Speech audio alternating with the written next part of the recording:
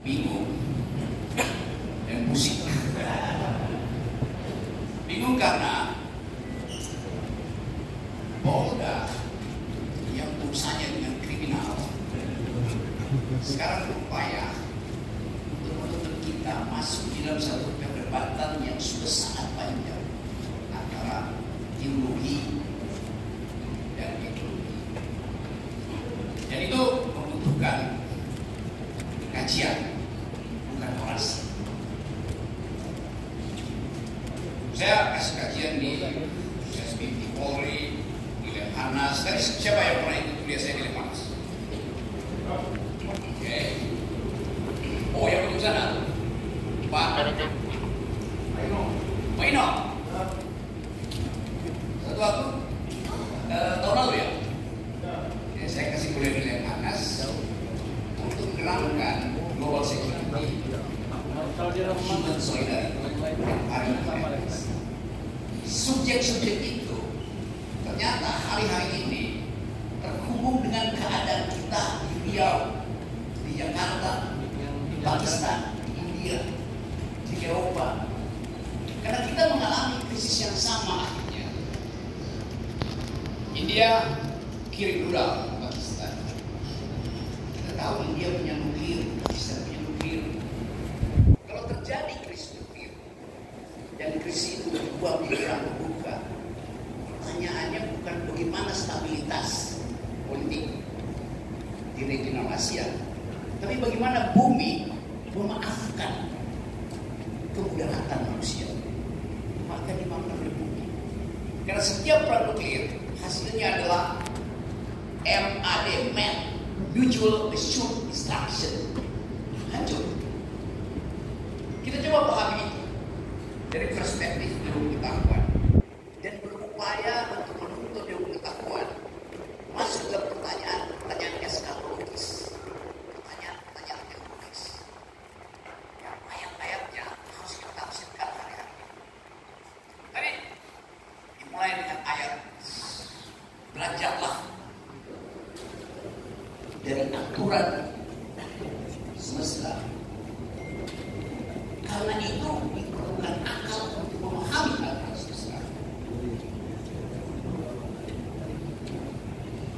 Hal yang sama juga berlaku di dalam budaya lain, alam berkembang. Satu kesetaraan epistemi.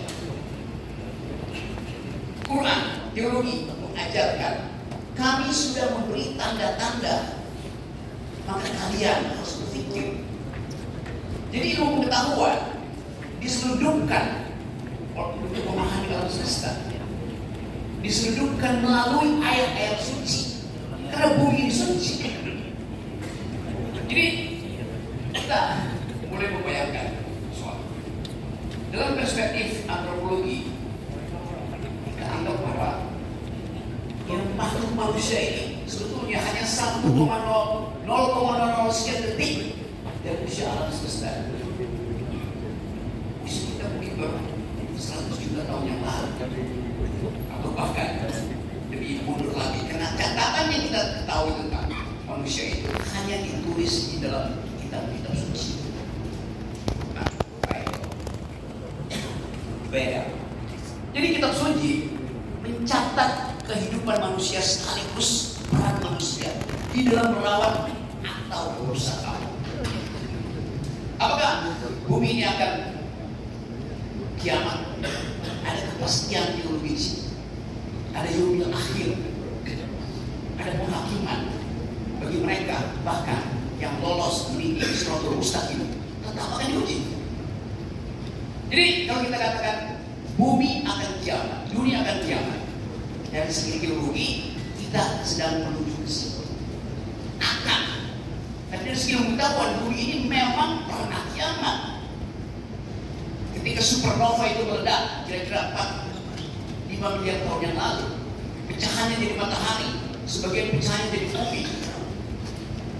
Jadi ilmu pengetahuan hanya mampu untuk menerangkan bahwa dunia sudah pernah kiamat, satu peristiwa kosmologi.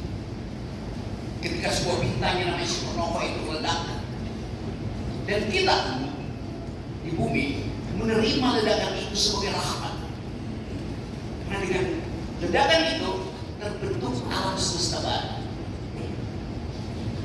Indonesia penggalan dari ledakan itu yang terjadi 4,5 miliar tahun yang lalu. Sekarang kita membayangkan satu kondisi bahwa yang dirawat oleh bumi selama 4,5 miliar tahun itu sekarang mulai disebut sebagai potensi kerusakan ekologis jilid 12, 13